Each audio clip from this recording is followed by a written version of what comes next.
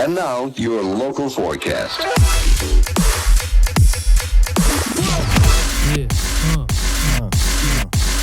Welcome to the forecast. Hey. Welcome back, everyone. We've got Chief Street and we've got Luke. Welcome back, guys. Squad. I wanted to get Luke back in because I wanted to. There's so much more we need to chat about, and also you got a trip coming up. You're about to jet out to New York next week. Mm-hmm. Yeah, that came around quickly. Did. What are you doing in New York? The A2IM Indie Week conference. Okay. Independent labels. For all those playing at home, what does that involve? Like, what is? All different labels from around the world congregate in New York and catch up and talk about label-y things. And you're representing Global League? Yep. Cool. What are you going to do? Like, are you chatting on the panel, or are you just attending? Just attending. Yeah. Cool. We've got some guys from Sounds Australia going over. They've organised some events and things as well, so it'll be good. Awesome. Is there similarities between that and IMS? Or are they two completely different things? I imagine there's some similarities, but this is more label focused, whereas the other's more artist, agency, right. Everyone focused. So this will be, I don't know, I haven't been before, so it'll be interesting to see how it goes. But yeah, looking pretty forward to going. Have you been to New York before?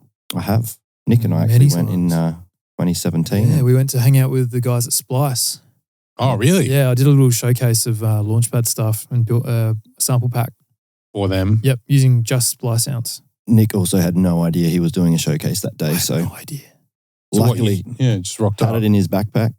They were like, "Oh, can you play us something?" He's like, "Okay." So here we go. Yeah, full. Oh, and I was like, "Oh, the project's ready." I'm like, "Nope." So you took Splice samples, Mm-hmm. made a plan. I don't know what you call these, a preset pack. Yeah, for those that can't see, I've got a Launchpad on the table today. Yeah, so you made the template for that, and then you were asked to play it. Yeah, and then the project was available on Splice. I think it still is. Yeah, sure. Right. Yeah, so you can just it's the same because Luke and I on Global League we've put 6 sample packs up. I'm pretty sure. Yeah, I think like the whatever the best performance videos we put as sample packs, so anyone can download those packs and play it. Nice. And the idea is you just plug in and play. Funny story though. So I haven't used this Launchpad now. We're trying to figure out when the last time I pulled this out. There's been a lot going on the last couple of years. Before your new laptop anyway, as we figured out. Yeah, so I thought, before the lads rock up to the podcast today, I'll have the Launchpad set up and I'll just plug it in, whatever. I spent a long time trying to get this thing to work. It turns out you need to have this other thing called components, and then you have to register your product, and then you have to assign the MIDI, and then everything was in the reverse order. So when I went to play Weapon just to warm up, nothing worked. Anyway, we got there, and now I don't know what this is going to look like on camera, but you should be able to see my hands do some things. I want to be the first person to play Launchpad on a podcast. So if you're listening in the car, this is going to be really strange. There's just going to be this awkward silence, and then at least you won't get to see my concentration face. I have a face when I play Launchpad. Yeah, and for a long time, that's why we didn't show my face. It's like a skill to show the concentration face. Well, Luke was telling me that you can just basically pick it up and go. We're just warming up. I won't play just yet. I wanted to ask you guys, how are you since I last saw you? Because I haven't seen you in a week. Nah, you saw us on Saturday. Oh, that's right. Refresh my memory. What did we do on Saturday? That's right. We went out. Three old men went out. See, it's bizarre. I haven't imagined seeing you outside of the studio, so I've just forgotten. I've just blanked it out. I don't know if we have really. So I think this was our first gathering outside of the studio, but it was great actually. It was good to get out, good to see the Nightlife once again. Saw a pretty sick show. Well, I mean, I haven't been out in ages, man. There's not a lot like that brings me out of my As we were talking about home. Last week with Godlands, it wasn't just the pandemic. We already had pretty brutal lockout laws, which for those of you overseas, if you don't know what that is, basically it was the government's way of imposing that once you're in a nightclub to try and bring down violence, once you're in a venue, you stay at that venue. You can't then leave that venue. I think, what was it, like 1 or 2 a.m.? I think it was 3. 3 a.m. We had it all right. I mean, the culture other back then states was were to stay out till 6 a.m, so it definitely has changed. So if you left the club at 3, you couldn't get back into the club. That was it. You couldn't go anywhere except for the casino. How convenient. Yeah. So it's that's really troubled our industry, I think, because, we were talking about the lineups. You'd be in a lineup for 4 hours. You want to stay out in club. You want to have a good time. But we didn't have to do that. We didn't have to line up. And when you're in Europe or the States or whatever, the shows don't even start till 11 o'clock midnight. And I remember being in Europe and I was pretty young and I wasn't used to that. And so like, you'd have this massive day out and then you're like, we're going to go out tonight. And you're like keen or like, we'd have a show booked to go see someone. It's like, when does it start? 1 a.m. You're like, 11 o'clock. I'm just like, oh man, I can't make it. I feel like that right now. It gets to 8 o'clock at night. I'm like, you know what? I'm ready for bed. Yeah, 9 p.m. I then get my second wind at 10. Also, though, it is summer for most of the time when that's happening. So the sun doesn't go down till like 9:30, 10 o'clock in some parts of Europe. So you've only got a couple of hours of nighttime before you've got to go out. Whereas here at the moment, the sun's going down at 5. Tomorrow's our first a day of long winter. time. Is that right? Yeah, I believe so. Yeah. I mean, it's felt like winter for the past couple of weeks anyway. I've It's not been been pretty wet. enjoying Adelaide at the moment. It's cold. It's just hard to do stuff and get motivated. It's just cold. Well, I mean, we're pretty lucky. It's not like it is cold and it is wet, but there are many other places that are worse. Oh yeah, first world problems. I'm not complaining like it's bad enough to leave, but it's just it's chill. Yeah, that seasonal depression. Yeah, which doesn't really bother me when I'm indoors and got the heater on. But I do find that I'm way more energized and wanting to go out and do stuff when it's warm. And I would love to play at venues that are in the tropics, in the freezing cold.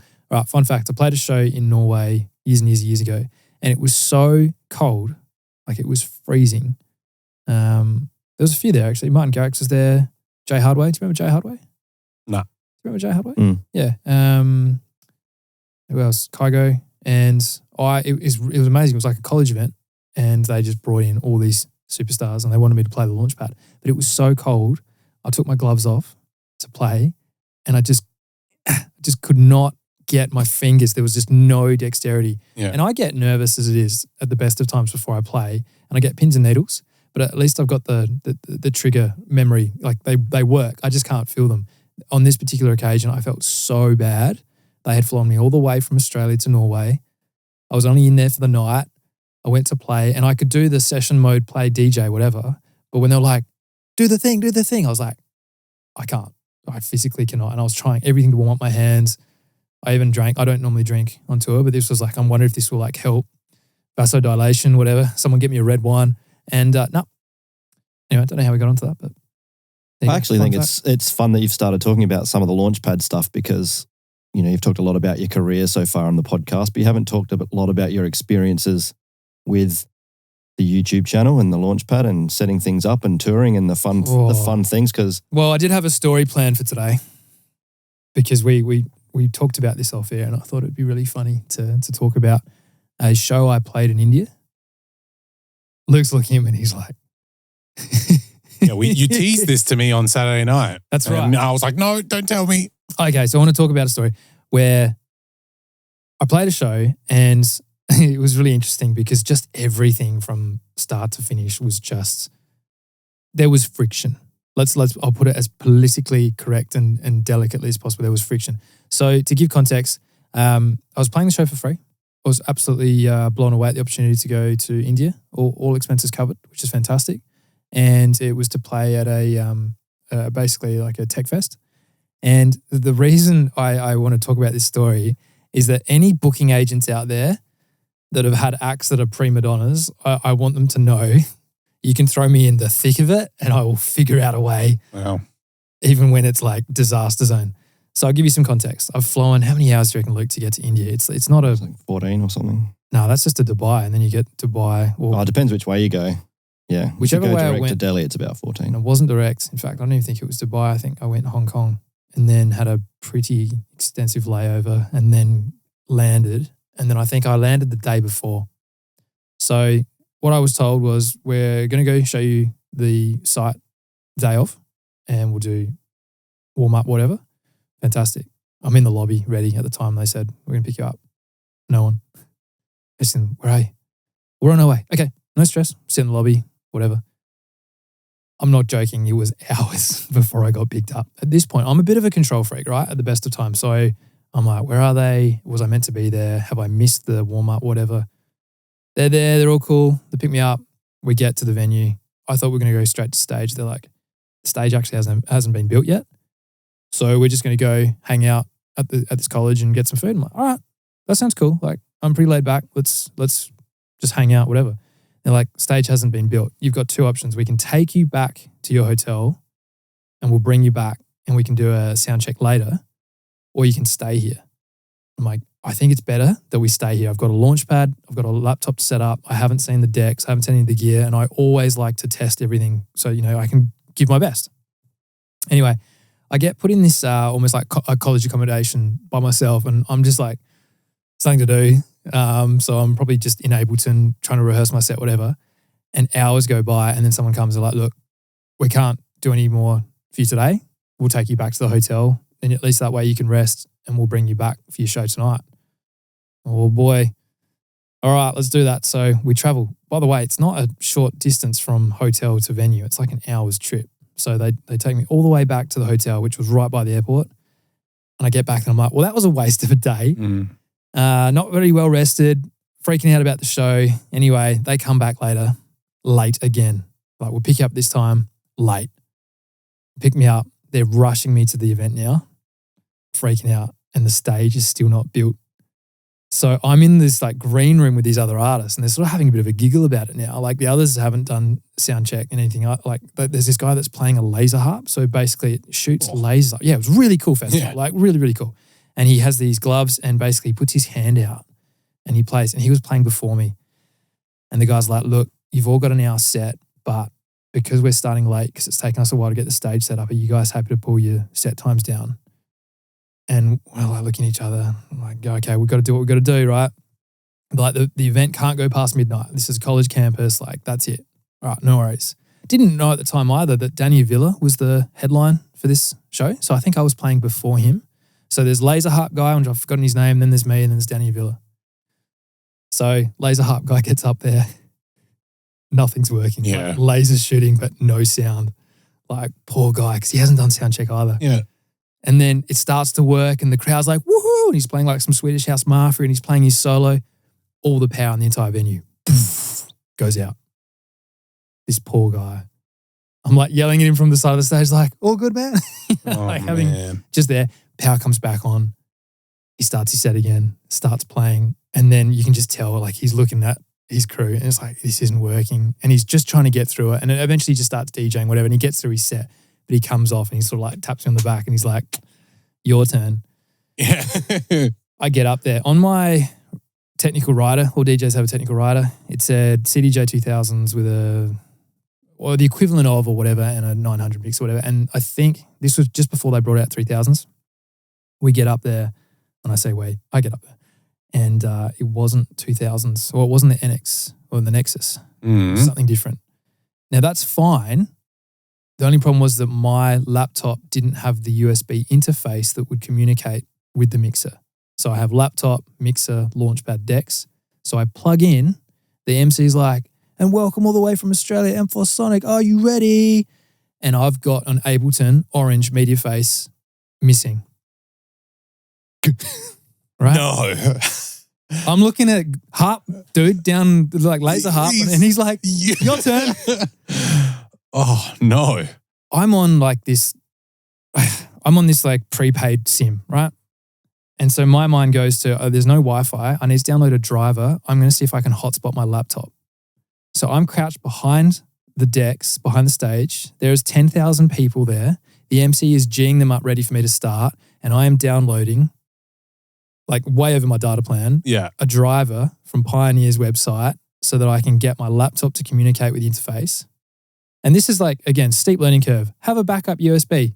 Just go, nah, fuck it. Launchpad's not going to work. Too bad you're not getting the show, or whatever. But at that point in time, that's all I'd prepared for. I'd actually over-prepared because I had so much time waiting to play that I'd built the best show ever. I had like an intro and everything.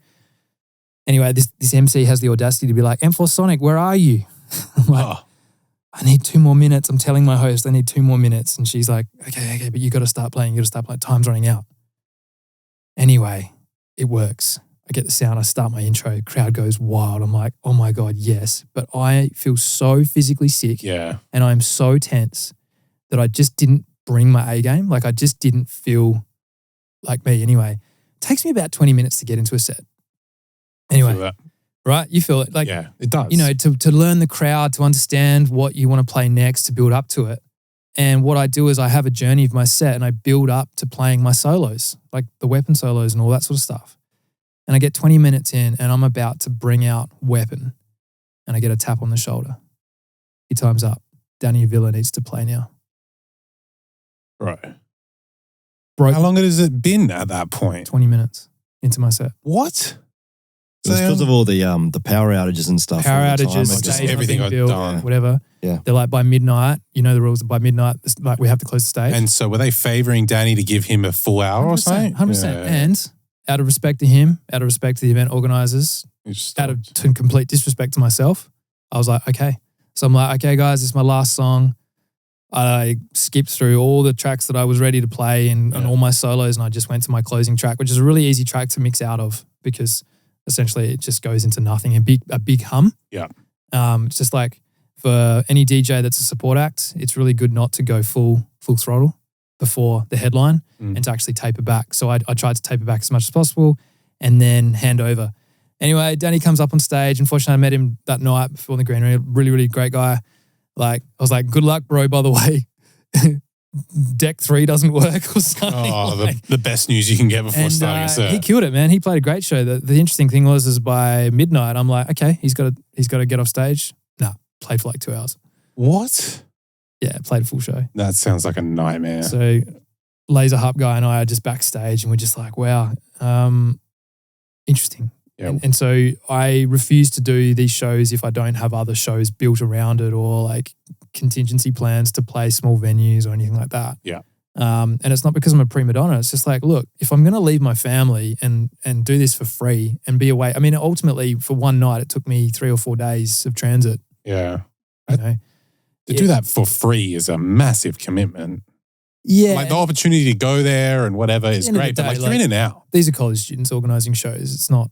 Well, you wouldn't do it again though, I don't think. Oh, I mean, like the opportunity's there, and I'm not shit canning them. I'm just, it's nice to talk about the other end because, like, my crew, my family, my friends, you know, the guys listening and watching, you know, guys and girls, it's not all that glamorous. There are times where it can be a shit storm, basically, and it's not its fault. It's just a lot of unfortunate series of events. Well, I've begun to learn how difficult it is to use these pieces of tech. If you're going to incorporate that into a live show, that's so much margin for error. Yeah. Like, I get scared that my USB is not going to work. I couldn't imagine being like, all right, my Launchpad needs to talk to my laptop. My laptop needs to plug into the mixers. There, like, and everything needs to talk. And are the drivers there? And does deck this work? And what if the button stops working? Like, I don't know if I could handle that stress. Well, it's why I don't drink.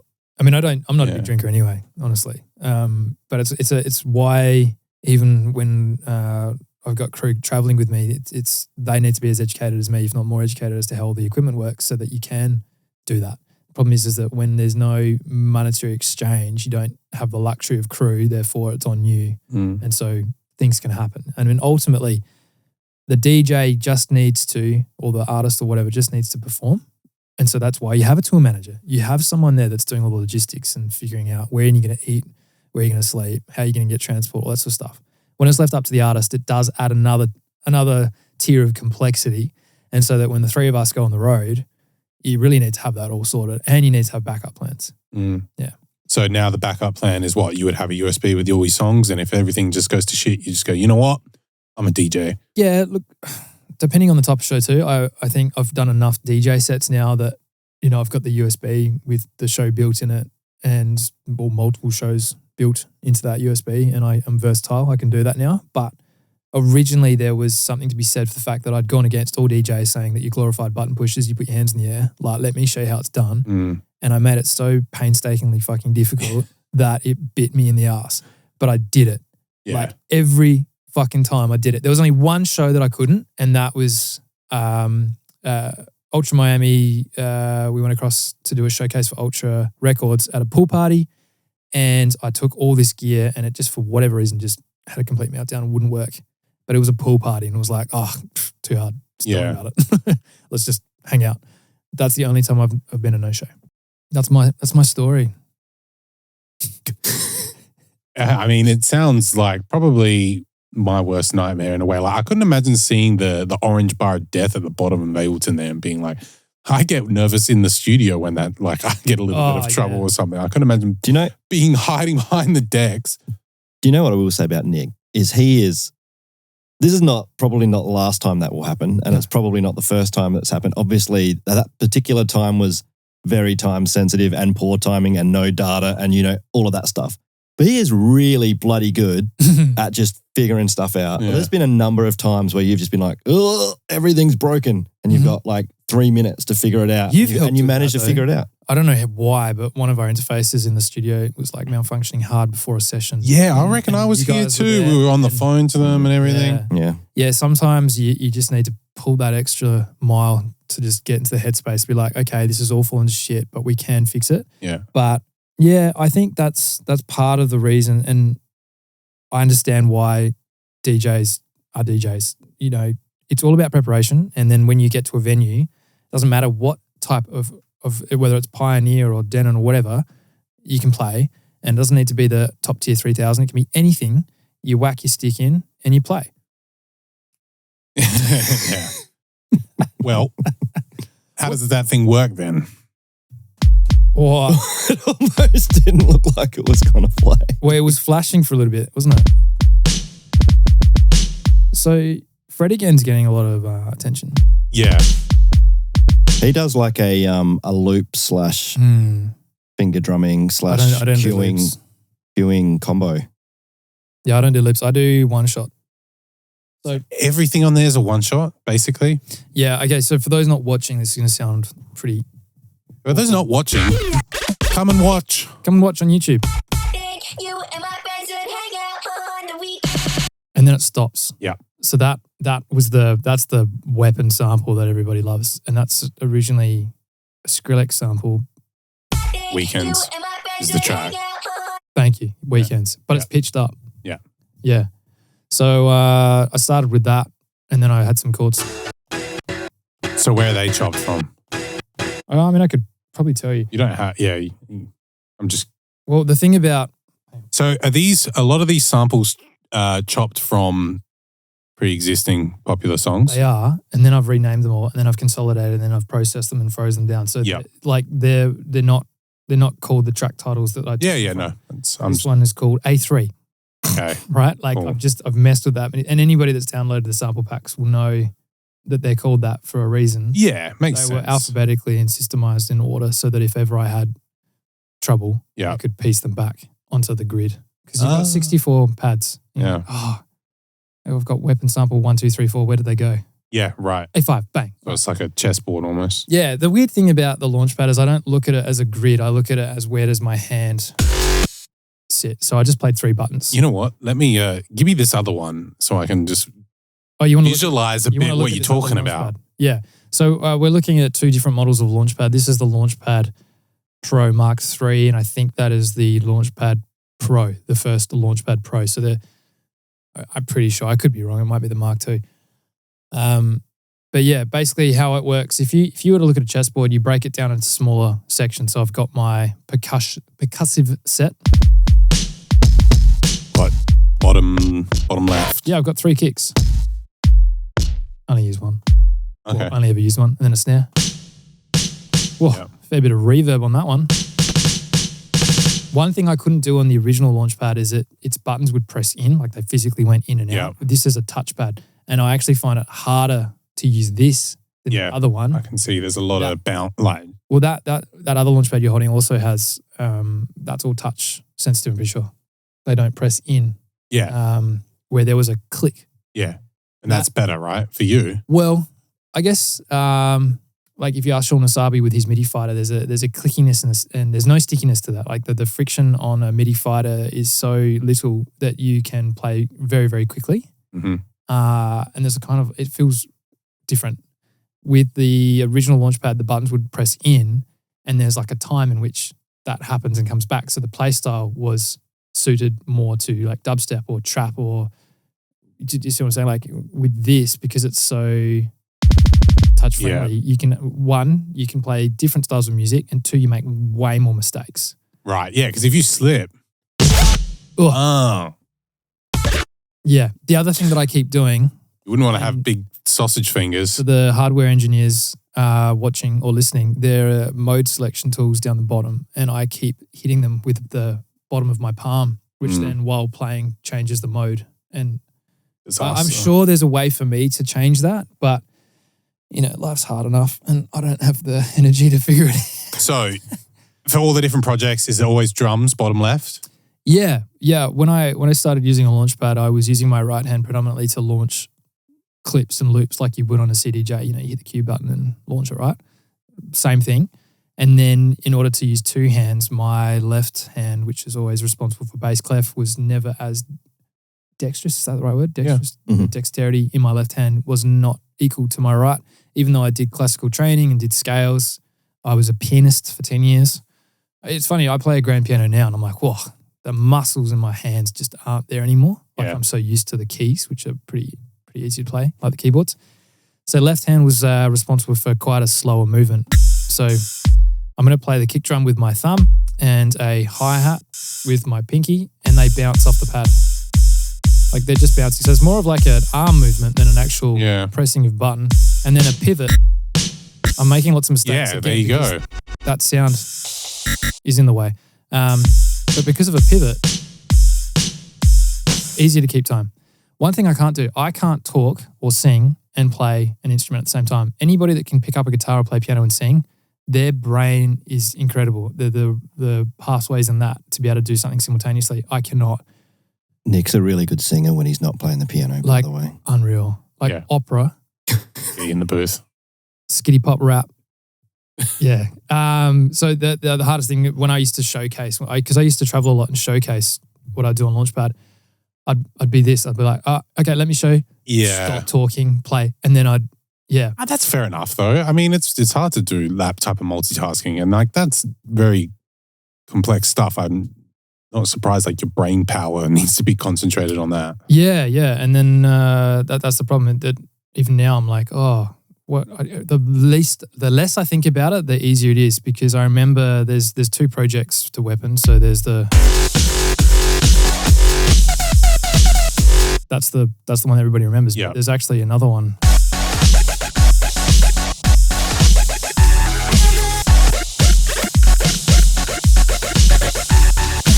Did you just change? Yeah, so that's 110 BPM versus one. Oh, right. Yeah, but the sample stayed the same? Sample's the same.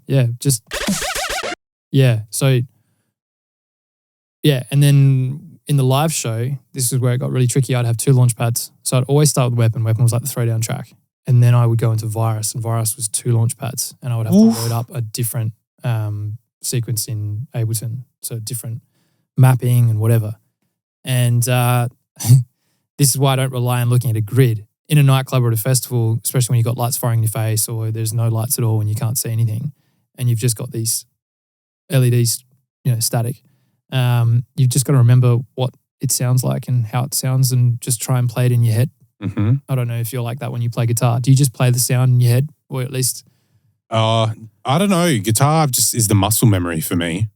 Usually I can just pick it up where I left off. Yeah, so you're not actively thinking I need to play a G and you're right? Not really. No, just where my fingers go. You know, you remember the shapes that make the sounds that work together. It's basically the same with Launchpad, and then you create sequences. So I knew that it started up the top.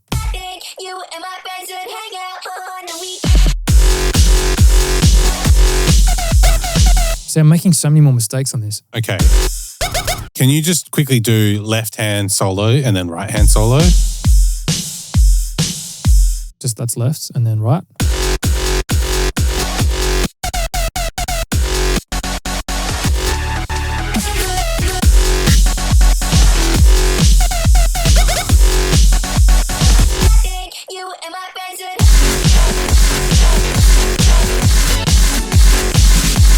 Oh, I don't even know where that button is. Yeah, anyway, you get the idea. I think one of the mapping is wrong. Oh, there it is. Yeah, I haven't played this in 2 or 3 years. Once you start playing though, kind of the flow-on effect is like I'm listening to a song and then the hands just kind of follow. Yeah. Yeah, but probably should have practiced a little bit before I did this on live. But I also kind of want people to see it's authentic. Keep it real. Yeah, I was going to say raw. Yeah, I spent 20 minutes trying to get the damn thing set up. That would have been still dust on it. I really definitely did want this podcast, videocast, whatever you want to call it, to be kind of backstage access so you can see that it's always been legit. It was so fun in the early days when we were getting hate.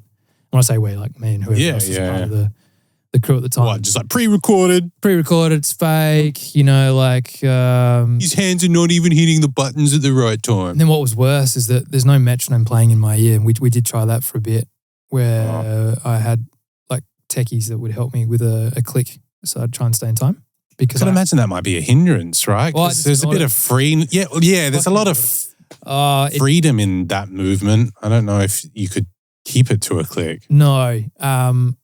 I actually, I'm a bit embarrassed. There's a video online where I'm showcasing, probably for the first time ever, and I played at like double time. You would have just been nervous a bit. Yeah. I'm even nervous now doing this, and that's good. It means it's important. But yeah, I got a fair bit of criticism for that because it was like, okay, it's not fake, but it's not very well executed. So it was, flip of the coin. You got to remember, like, I wasn't used to those type of comments back then, and I cared. Shit. Yeah. So I wanted to get better. So I did experiment, and I'm going to experiment again with another controller, the Ableton Push. And that I feel it's got lots more controls that are, they direct back to Ableton in a way that this controller doesn't yet have that versatility, which is fine. For what it is, I love it. It's, these are all different tools for different things. But if I was to go down the route of like Fred again and do more MPC-based loop and sampling and stuff like that, that's finger drumming. That's very different. But you could do that potentially by simplifying this down. Yep. I'm just not sure. There was another controller called the Akai Force that I did some stuff on, and that's more, it's like this, but the pads are sort of like more rectangular and they're thicker, and that's more loop-based as well. And you're playing a loop, and then like with a push, you can have an effect knob that controls parameters and changes and does filters and whatnot. That's cool as fuck, but it's a totally different play style. Like the MIDI fighter, you press a button, you let go. Mm-hmm. You're up for a challenge though. Yeah, well, I'm interested to see where this goes. I think the next iteration of this will be, this is a two-dimensional plane. I think the next iteration of this should become three-dimensional, which I am going to experiment with in the metaverse. Lasers. Yeah, I was just thinking, I really want to know who this harp laser guy is. I've forgotten his name and I feel bad. Yeah, I was going to say, poor dude, plugging him all episode and just calling him harp laser man. Yeah, it was pretty cool. Like, because you're seeing how, like putting your hand further down the laser, like some laser beam shining into his hand, that would change the signal and the sound and effects and all sorts of stuff. And then he was playing it like a harp. So different laser beams with different notes, and he was playing solos. You guys would have made a little cool duo. Well, yeah, that's it. And I encourage people to try harder shit because I don't know. I want to see who's doing this. Well, I want to know more. Okay, so I've never touched one of these in my life before. I saw ads on Facebook the other day and I was like, maybe I will get one of them. And then I'm looking at the learning curve and what you did to set that up and what am I going to load it with. And I could tell in my feelings, I would know I would be the guy who plays it 3 times and then it just sits on the side of my table. And it looks cool, but I know it is so what's much the fun. Practicality of it other than leisure? Well, like you could use it for production. Yeah, 100%. You could have all your 808s, which we mentioned last episode, were 80% of your track. So you just need to hit. You can get all your beats down. Right, that's way easier than writing MIDI into... Yeah, I guess if you're trying to do a big brainstorm session with an artist, that might be... and you take all your growls and your whatever your soundscape is and you make them into like a little pad and then you could play around with it. Look, at the end of the day, it's hold one button. Yeah, it's all about using the tool in a way that maybe you have happy accidents. Yeah. So well, that's all the best parts of music. Yeah, look, I'm going to attempt while we're having a chat to load up another project. And it's one that I haven't rehearsed and I played it a long time ago. What one? Oh, it's like one of the bass therapy sessions on YouTube. Yeah. So Luke, have you been to sets where Nick's playing these things? Yeah. Actually, one of the first shows I ever saw Nick play were at Stereo Sonic.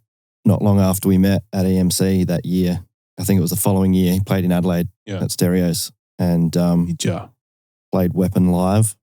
That would have been cool. Do they have the camera on the? I don't think they did that day.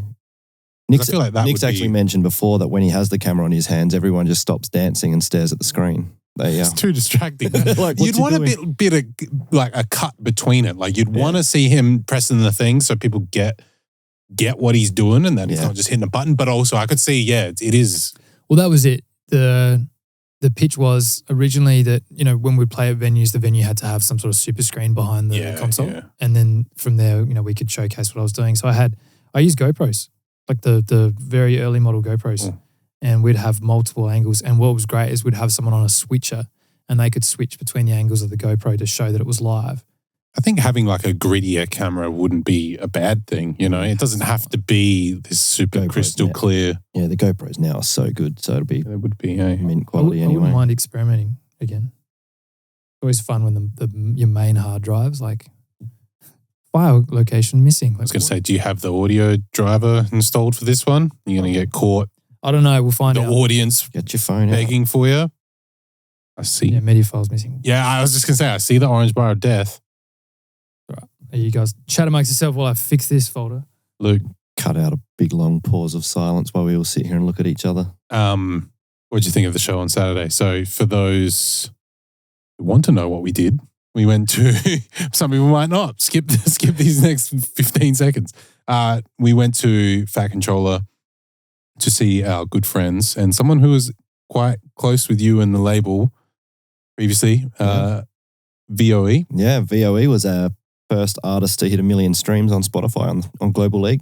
So they played their last Australian show before they hit Europe for their summer tour. That's crazy, man. I'm really proud of them. Like from where they've started from and what they're achieving now. And the best thing about them is I can only see it getting way, way bigger and way, way better. I don't know if we mentioned it was VOE, but I think we kind of just skipped over that. No, we did. I think we mentioned it. And did you give the back? You said it like slowly as well, right after me. So Luke and I kept getting submissions from Tevlo and Kazi. Separately? As Kazi was always featuring on Tevlo tracks. And it got to the point where we're just like, guys, let's catch up from meetings. We've had an idea here. We think you guys should combine and actually become like a thing. So they played with so many names. In fact, we're going to get them on the show because they've got some. Yeah, we'll talk about that another time. Yeah. We heard one Saturday, which was pretty funny. Yeah. But yeah, I'm super proud of them because they've gone on to do everything they wanted to. And, we're talking about manifestation probably a few episodes back. There's something to be said for, really going for it and credit to them that they've had to put up with a pandemic. They've had to put up with all sorts of different roadblocks earlier in their career, which would be enough for most people to just be like, it's too hard. But because I think they're both artists in their own right and they've stuck it out for such a long time, they've just stayed true to themselves. Like they are so authentically them, which is so not common these days. Everybody's trying to be an emulation of something else or they're trying to get people to perceive them as somebody that they're not. And these guys are just through and through. And their live show's wild. Dude, I was so impressed. I had high expectation too because I was like, I know how good they can be. I know that Tom's an incredible producer. I know that Caroline's just got a ton of stage presence. She's a great singer. I've seen videos of her going crazy. So I was like, well, I'm going to put the bar pretty high here. Wow, didn't disappoint. Yeah. First time I saw them play was in Tom's backyard. That's right. There was a barbecue. I'm sure the neighbours love that. They went pretty late too. I was like, oh, my neighbours would be knocking on my door if that was me. But yeah, went hard even in the backyard with the neighbours present. Well, they're about to go hard at Rampage. So yeah. So if you're in Europe, go watch them. VOE. Yep. I don't know if we said that yet. Hectic drum and bass. Hectic drum and bass. All right, Nick, is this happening? I don't know. I'm going to see if I can reset this Launchpad because this is the thing that it's so easy to use. Yeah, so all the buttons are remaps.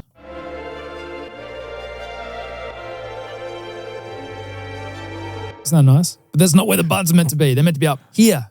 Right. That's annoying. Like, why's my kick down here? Oh, I really wanted to play this one for you. Oh well, stay tuned for next week when I actually get to play the Launchpad. That's epic. Cinematic. Oh, this was a really fun project. Okay, so anyone out there that plays Launchpads as well, I need the community support here. What I'm finding is that components, which is got lots of custom modes and can remap, seems like every project I open now, it's reformatting the Launchpad. And I'm not sure I'm liking that. Is that something that when you iron it out though, the next time you open it up, it'll just be sorted? Yeah. It's just one of those things where I guess now I would have to save lots of custom modes per project. So yeah, or I could just try a different Launchpad. But yeah, these are the points of friction that I just go, all right, let's try something else. That's where I'm worried I'd get stuck. My patience sucks. Well, even this Launchpad sitting in front of you, I plugged that in and it just kept doing its like fancy light show and it didn't actually load. And so what I need to figure out is that a USB hub problem, or is that just that the driver needs an update or something? But you get to that point where you're just like, I just want something old school that I can plug in. Like I reckon if I went and got my original Launchpad and plugged that in, just load, just work. Kind of tempted to go get it out of the kitchen. Oh, geez, is that your first one? Yeah. Still got it? Still got it. Yep. Moving house recently, I found another one. I found a fourth one that I'd Yeah, didn't you say you had like 12 or something? There's a few. I think over time though, they've been thrashed. Like on Warp Tour, they got mud in them, dirt, gravel, drinks, alcohol, like everything. And they just get sticky and all the bits and pieces don't work. CDJ 2000 or like the 3000, you could drop that from a 10-story building and it would bounce back up and you could play it again. Like those things are incredible. Yeah. I don't know how they withstand nightlife and clubs. Yeah. Well, you got to be durable in that environment, you know? Totally. Drinks going around, weather, inside, outside. What I'm thinking without putting too much pressure on myself is that I think the next iteration of Launchpad for me is to do it on this show. Make one from scratch. Yeah. If I get enough free time, like make a project and be like, hey guys, I got something to show you. And then I'll play it for you. And then, yeah, if the audience wants the full version, then I can be encouraged to pursue it. But it was taking so long off camera, like offline, to build all this stuff. So what is the process behind one of those bass therapies or weapon or? Yeah, it's a huge process. Yeah. So it's kind of like, what do they call it? Crate trawling, DJs, when you go through and you used to find. Crate digging for vinyls and stuff, right? So it's effectively the same thing. I would go on like Beatport or even like YouTube, whatever trending tunes. With the bass therapies, that was a bunch of labels that we had access to. So they were whitelisted so I wouldn't get the copyright infringement notice on YouTube. Because that's a real killer for creativity when you go to do something creative and then you're like, slow down. When did you first have that happen? Did you have a clip go up and then it gets flagged and you're like, oh no? Yeah, I used to do super mashes before I used user one mode, when I was using session mode, which is like the CDJ equivalent, and I was doing like a Kanye song into something else. the Kanye Sony says no. They hate it when you remix their stuff. Yeah. So a lot of my original videos got taken down. And then I used to do videos for music festivals. So as part of, I think, the negotiations of me getting on the lineup is I'd create like a super mashup of all the acts playing on that lineup. Yeah, awesome. Which was great. Like I loved it. Yeah, it'd be good for you. But then, YouTube copyright, that sort of messed things up a bit. Facebook's worse than YouTube. But the process was I'd find the artist, find the tracks that were trending of that artist, go in and find a section of the song that I really like could be a really good bass or could be a wicked little vocal loop that everybody's going to sing along to. And I'd comp it. I'd make a little cropped version of that, whack it on a pad. And then once you've filled the pads with all these sounds, you'd play them, it would all sound terrible. Yeah. And what you do is you try and pitch them up and down and warp the time and then try and get them to play, in some sort of logical sequence. But, by that stage, I'd have like virtual right basses and I'd have a dead mouse kick and I'd have a Skrillex growl and I'd have, name an artist and I'll tell you what kind of like sample I would have pulled from them. Some were really good for synths, some were really good for breakdown pads, and I'd pull all this stuff together and make a project. Yeah. But then you'd have to rehearse the sequences. So it's like learning to walk, left leg, right leg, and which order. And well, first you got to find the rhythms as well. Yeah, and the samples depicted the project master tempo. So if I were to take a bunch of like really heavy dubstep samples and play around with that long enough, you'd fall into 150 BPM naturally because the samples play natural in that key. Yeah. It's really hard to make house tracks on a Launchpad because playing at 130 is quite slow. Yeah. Yeah. And staying in time at a slow speed is much harder than playing a like breakbeat. I was kind of noticing that with the drums actually. Like when you played it slower, I was like, they sound way less full. Yeah. But when you go fast, it's like there's room for a little bit or whatever. There's room for error when you go fast too. Yeah. And then that's also where the samples that I'd put on these grids, you'd almost have like backup plans like, if I miss this button, at least I'm going to hit this really cool riser. Yeah, something over here. Yeah. And then you get to the point where you're filming. And this is, I can't tell you how much back pain I had because I would set up on, number one, you must have a very sturdy platform to make Launchpad videos. When you hit these things, like it rocks whatever you're on. So kitchen tables are great. Kitchen benches are even better. Problem with kitchen benches, you can't get your legs under a kitchen bench. Yeah. So you sit back from the Launchpad. Like so many of my videos were done on a kitchen bench, on a stool.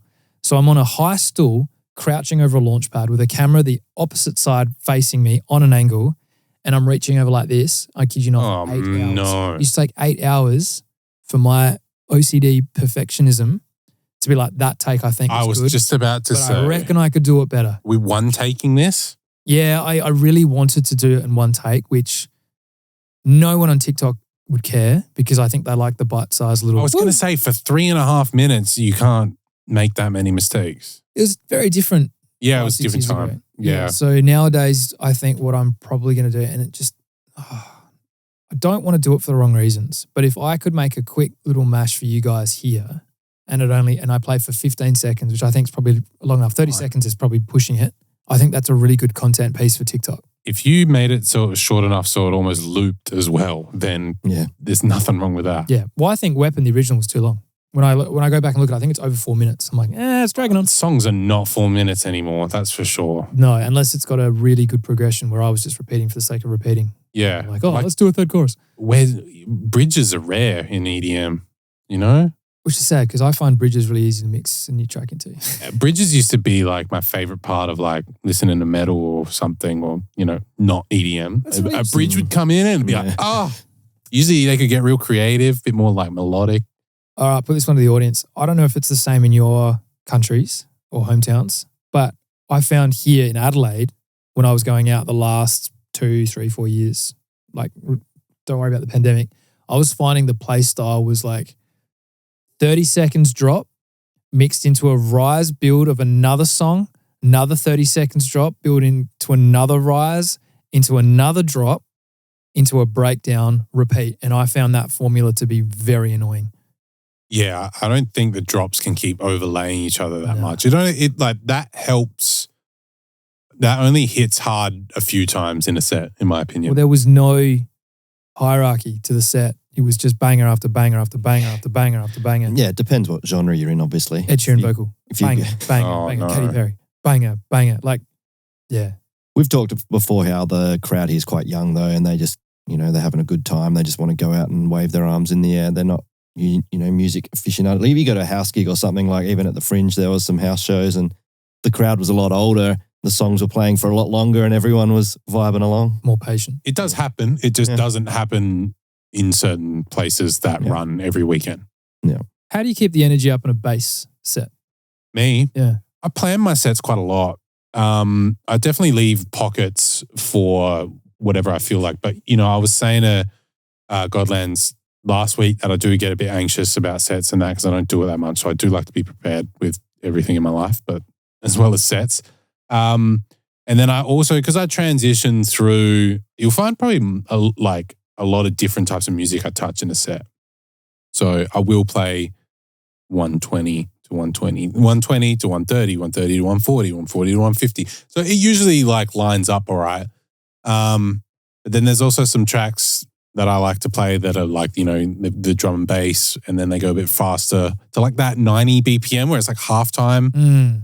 Those trap bangers. So sometimes it can be quite a lot of work just trying to piece all the pieces together. So usually I'll just pick, okay, so when I really want to play this song and it's at this weird BPM, how am I going to get there?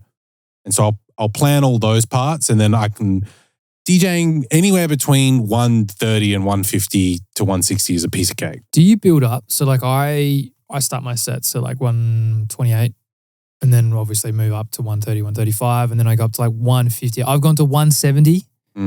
Played some shows in China. Yeah. I wanted it really hard, brutally hard. And then switch it up. So we're going from hard dance into dubstep. Yeah. It's kind of a nice change up. Yeah, yeah. But I don't know how to get back from there. And then I'm all right, we're done. Well, that's where it gets tricky. And that's why I need to know that, these are the tracks that I'm going to play when I'm trying to go up or down. Yeah, it just takes a bit of planning. How do you plan your set? I will. It's you've been doing it a while now, so I definitely. It's nothing new to me. I just don't do it that often. So if we were to play a show, because we're gonna do some sort of Global League showcase, right? Well, things have changed a bit where, I've got a lot more of my own music that I'm trying to play now as well, which is actually, I don't know about anyone else, but I find that really difficult. Well, playing your own music. Yeah. Well, trap music is really hard to mix. If things aren't in the same key, 80% of the tracks in 808. So, mashing them together can be pretty difficult if it's like conflicting. Yeah. So you got to be really careful with that. So that type of stuff needs to be thought out. But I'll just basically... You use the Camelot wheel? Yeah, I do. Mixed in key is great. Mixed in key. Great. All right, here's a question. How long should you stay in one key for? I don't pay that much attention. Yeah, so I was freaking out because I color code everything. Yeah, see, you're another level. So I would color the key of the track that I was mixing in Ableton because I'd make edits. So everything I play is an edit. So if I play one track that has been loaded on my USB, that will be some sort of remixed version of a song that I like that's got, I'll probably put like better rises in, or I may have put a vocal a cappella on it. I know some DJs like to play their vocal a cappella at the top, but I'm like too much of like, what if I stuff it up? So I'll put it in. Also, it's mixed heaps better. Yep. But because of that, I color code, so I know that this track will go with this track. That's cool. But then I'm looking at this sea of blue in Ableton. I'm like, I can't play 10 minutes of F sharp minor. But who knows that you're playing F sharp minor? Oh, the crowd does. For sure. You reckon? I used to do this thing where I'd reverse engineer. So I'd listen to a Hardwell set and I was like, oh, that's genius. You've gone from C to G because that works. I couldn't imagine anyone who is 8 hours into their festival, 12 drinks deep, played 7 F-sharp tracks in a row. Oh, what a shitty DJ. There are people that but fuck do that. them. Straight up, like that doesn't matter. You're not trying to impress that person. You're trying to impress the other 99% of people who don't care what key your song's in, as long as it sounds good. Well, keep it simple. I don't like songs that are like rhythmically mixed, but they're totally out of key. That pisses me off. Yeah. Look, there's pieces to it. I'm just trying to load another project to see if this works. Oh, great. Luke, ready for another chat? Yeah. I might have to come back though. See you, Lukey. You guys want to continue on without me? Where are you going? Partay. You're going to Partay? No, it's a pub. Oh, that's right. I forgot you had things Mate's to do. back. Yeah. No, it's all right. We probably should wrap it up anyway. That's cool. I'll let you guys finish up. Yeah. All right. Good to see you, Luke. You two guys. See you tomorrow? Yes. All right. I was just going to quickly say if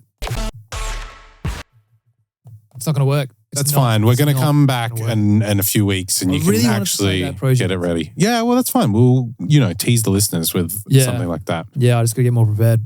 And I'm very much one for like, because I made it once, it should work every single time, but I need to realize. You do your new camera, new pad, it's all going to be different. Always. I'm just so sick of troubleshooting.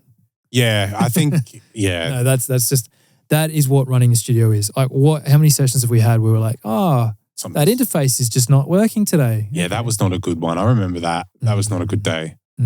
Actually, I plugged one of these into the vocal booth the other day. I definitely needed a cloud lifter because it was so quiet. Really? Yeah, so on here it's fine. In the booth, not fine. How so? Just super quiet. And once you crank the preamp, then you start to get static. Yeah. Shit. So, okay. Yeah, need a cloud lifter. Great. Another bit of cloud lifter. I don't know what that is. Right. We'll take the audience. Audience, what's a cloud lifter? Well, I mean, someone's just going to Google it. Can you tell me now? Yeah, basically it's kind of like a preamp for the mic before it goes into your interface. Okay. Gives it more juice. Lifts the clouds up. Yeah. Anything else we should say? Actually, we should definitely do comments now that Luke's gone. Well, you got your laptop right there. Should we pick out some comments? I'm really hoping that we get to the point one day where like we can do a whole episode that is basically just comment responses how good would that be? Questions. Yeah. Because then we don't have to prepare anything. We can just rock up and talk. I love it. I mean, today's been a bit like that. All right, let's go to our most recent one. Oh, top comment is Chief Street. Yeah. Too much fun recording this episode. Yeah. Godland's track All Night is a bang. Yeah, it is. Rewind tape with a pencil. Yeah. We talked about, how's your tapes going? We're going to put out Fearless soon and we'll go from there. Okay. You're actually going to print it on tape? Well, I'm going to see if people are interested in actually either maybe buying it or winning sets. I don't know. That's a good idea. We'll see. I'm not going to, spend too much time making 10 cassettes if no one wants them. So to be These determined. comments are cool. Even an hour ago. Oh, really? There's Sure, I'm a so new pumped. one because I sit there refreshing them. Be mute. Yes, we've finally done 1 hour. Yeah, we're going to I don't think we need to go any longer than an hour just because I'd run out of energy. What else have we got in here? Me again. I love that. Whoa, that's so nice to see so huge length. Yeah. Yeah, referring to the episode length, not anything like that. Was that you? Maybe. No, it wasn't you. It was someone else. No, it's great. I won't read them all, but it's just like, cheers to you lads. Thanks for the inside info. You know, it's good to get people behind the scenes. I think transparency is key to just realizing that we're just people and we're just having a chat. And it's still very early days. So I think over time, I want people to see the journey of how this evolves, this podcast. But it's basically going to be very much community driven eventually. Yeah. And I think there's going to be some episodes that are bangers, and then there's going to be, you know, some. Sometimes I may be good, sometimes I may be shit. Yeah. Today might be maybe shit. Maybe shit. Well, I would love to play more Launchpad. It's fine. I mean, we got the building blocks there to got the idea. Yeah, exactly. Yeah. And now I'm trying to think, what can I bring in here that would be fun? But I got nothing. Guitar. Everyone's seen someone play guitar before. No, but what if I played my Launchpad 2 guitar? Yeah, I'd have to get good. No, we could. Yeah, I mean, I feel like the opportunities in this other room are going to be limitless. Oh yeah, quick update. So much room for activities. So much dust. It's looking amazing. I didn't expect the builders to do what they've done. So today I thought it was all done. Yeah. And then I came back and the plasterer has done another layer on the cyclorama. So cyclorama is the curved wall, the curved film wall. And what I asked is that they've built all these new insulated walls so it's going to be sound treated. And that way we can capture video in there and things like this podcast.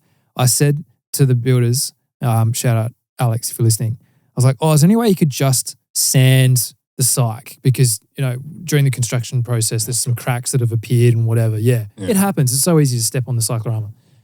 Instead, they've basically rebuilt it. Like they've done all the plastering over the curve and all over the walls and they've sanded it back and they've done it twice. Wow. So this is going to look brand new. I wasn't expecting to do that.